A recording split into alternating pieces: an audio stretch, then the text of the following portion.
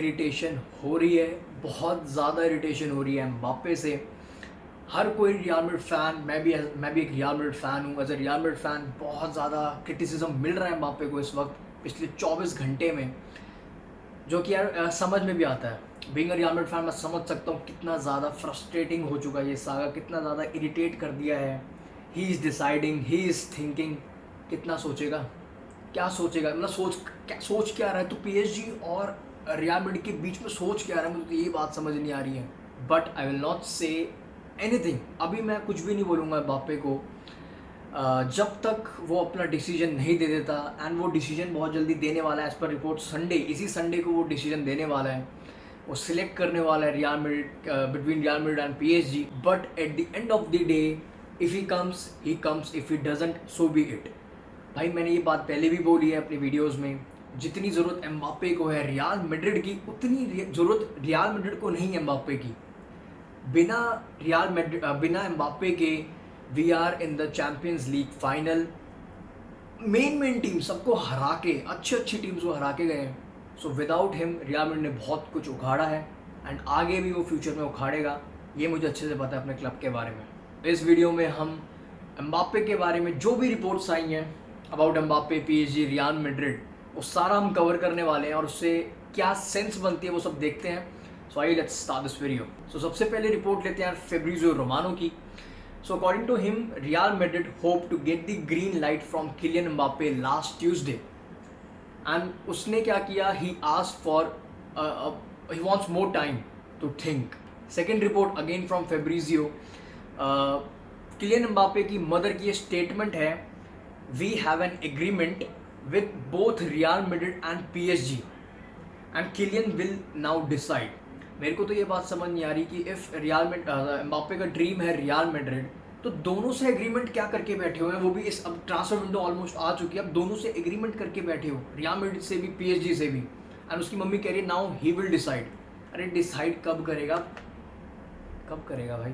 And पिछले 24 घंटे में जो रिपोर्ट्स आ रही हैं, बहुत सारी रिपोर्ट्स आ रही हैं, Kylian is now more likely to renew his contract and stay at PSG than he is to join Real Madrid. चलो ये रिपोर्ट्स तो बहुत भर भर के सबने देखी ली होगी। मेन बात जो है, किलियन एम्बाप्पे को जो कॉन्ट्रैक्ट ऑफर किया गया है, पीएसजी ने जो ऑफर किया है, that is 300 million signing bonus. 300 million signing bonus. Signing bonus 300 million कौन देता है यार। ये पीएसजी मतलब ये क्लब ही है या फिर ये जोक है? इस साइड वैसे तो ये जोक ही है। आप एक प्लेयर के चक्कर में सब कुछ तहस नहस कर रहे हो। अपने क्लब के जो सिस्टम है, बल्कि पीएसजी में सिस्टम तो कुछ है नहीं, बट जो भी है बच्चा कुचा वो भी उड़ा रहे हो। आई डोंट नो आप आगे जाके कैसे जो प्लेयर्स को कैसे आप लाओगे अपने इस टीम में, कैसे अट्रैक्ट करोगे बड़े बड़े प्लेयर्स को। मतलब इतना एक उनको जोक टाइप लगता है अब ये क्लब। मेन बात जो है 300 मिलियन साइनिंग बोनस है, 100 मिलियन नेट पर ईयर उसकी सैलरी होने वाली है। 100 मिलियन, ठीक है, दे सकते हो यार तुम बड़े लोग हो। अब बात ये है, पीएसजी हैव ऑफर्ड, एक और चीज़ ऑफर करी है, that is to be the owner of their sporting project. मतलब चल क्या रहा है यार, स्पोर्टिंग प्रोजेक्ट का ओनर उसको बनाने के लिए वो ऑफर किया उसको। And they will allow him to change coaches. उसके पास ये पावर हो जाएगी to change coach, to change players. मतलब जो भी वो चाहता है वो चेंज कर सकता है। क्लब में भी कोच भी चेंज कर सकता है, जो प्लेयर्स हैं उसकी टीम में उसको भी वो चेंज कर सकता है। बेसिकली ओनर ही बना दो। एम्बाप्पे रिटायर हो चुका है, वो ओनर बन चुका है। अरे यार पीएसजी तू है क्या, क्लब ही है ना। मतलब मेरे को तो ये बात समझ नहीं आ रही है, आपने ओनर बना दिया स्पोर्टिंग प्रोजेक्ट का एम्बाप्पे को, पैसा दे दिया, भर के पैसा दे दिया, no doubt money. If Mbappe रुकता है डेफिनेटली मनी विंस। ड्रीम हार गया, डेफिनेटली ड्रीम उसका हारेगा। If Mbappe is staying at PSG, money wins. Change कर सकता है वो प्लेयर्स को, कोचेस को, जो उसके मन में है, पावर उसको इतनी दे दी गई है। एक प्लेयर को, वो भी एक मतलब एक समझ आता है, एक बड़े प्लेयर को, जैसे एक जो उखाड़ के बैठा हुआ चीज़ है, जैसे कि मेसी टाइप प्लेयर हो गया पीएसजी में। एम्बाप्पे 23 साल का प्लेयर है, अभी उसका करियर शुरू हुआ है। मतलब ऑब्वियसली बहुत अच्छे नोट पर उसका करियर शुरू हुआ है, वर्ल्ड कप विनर है। और मेरे को एक और बात समझ नहीं आ रही है, एम्बाप्पे को क्या ये नहीं दिख रहा कि ऐसे आप चैंपियंस लीग नहीं जीत सकते, पीएसजी के साथ एम्बाप्पे नहीं जीत सकता। जो क्लब मेरे को एम्बाप्पे को स्पोर्टिंग डायरेक्टर बना रहा है, जो क्लब आपको पावर दे रहा है सब कुछ करने की। मतलब जिस क्लब का सिस्टम ही नहीं है, पहली बात तो मेरे हिसाब से जिस क्लब का सिस्टम फिलॉसफी नहीं है, वो चैंपियंस लीग आज के ज़माने में वैसे ही नहीं जीत सकता। आप एक प्लेयर को इतनी पावर दे रहे हो, मुझे ये बात भी कोई बताए कि आगे जाके ट्रैक कैसे करोगे आप प्लेयर्स को, वो भी तो सोचेंगे यार ये तो क्या, तो ये क्लब है, एम्बापे डिसाइड करेगा अब हमारा फ्यूचर। जो करंट टीममेट्स हैं वो सोचेंगे एम्बापे हमारा डिसाइड करेगा। कोई बड़ा कोच आएगा आगे जाके, मे बी अगर इनके लिंक्स थे विद जिडान, जिडान जैसा कोई कोच क्यों आना पसंद करेगा इस क्लब में। सब खत्म कर रही पीएसजी, अपने ही पैर पे कुल्हाड़ी मार रहे हैं, दैट्स इट। ये तो हो गई रिपोर्ट्स जो एम्बापे को लेके आई हैं, पीएसजी को लेके आई हैं। मेरा इसमें एक और पॉइंट है, दैट इज ये सडनली एकदम से रिपोर्ट्स आई हैं, बहुत सारी रिपोर्ट्स आई हैं, और ये रिपोर्ट्स आपने अगर नोटिस किया हो एकदम से तब आई हैं जब ये चीज़ कंफर्म हुई थी कि एम्बापे अपना फ्यूचर मतलब जो भी है वो अपना अनाउंस करने वाला है ऑन संडे।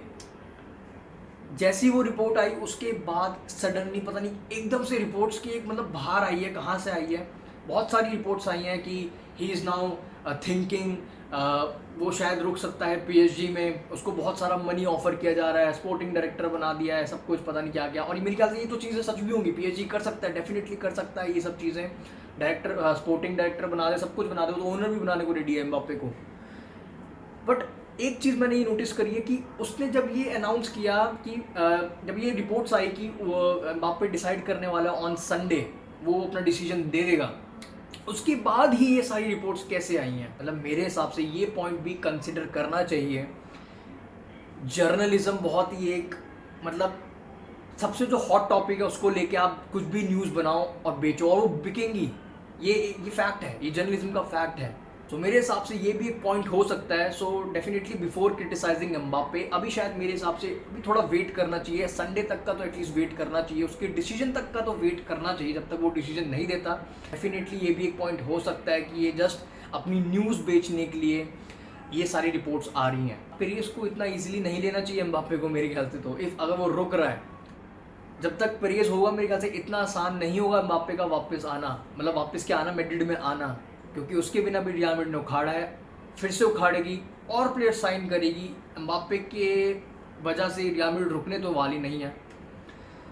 तो मेरे ख्याल से रियल मैड्रिड फैंस को भी ये बात बिल्कुल पसंद नहीं आएगी। As a Real Madrid fan, being a Real Madrid fan, मेरे को भी ये बात मतलब जो इसके लिए जो एक रिस्पेक्ट थी कि वो इतना सब कुछ छोड़ के आ रहा है पीएसजी से, तो उसकी एक रिस्पेक्ट थी just to pursue his dream, उसको रियल मैड्रिड से खेलना है।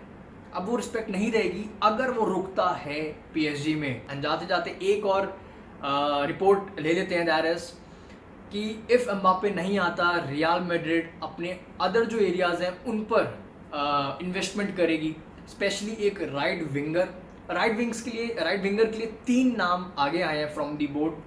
First is Riyad Mahrez from Manchester City, second is Son from Tottenham, बहुत ही अच्छा सीजन जा रहा है सन का, तो मुझे वो बहुत ज़्यादा पसंद भी है। एंड थर्ड इज माने।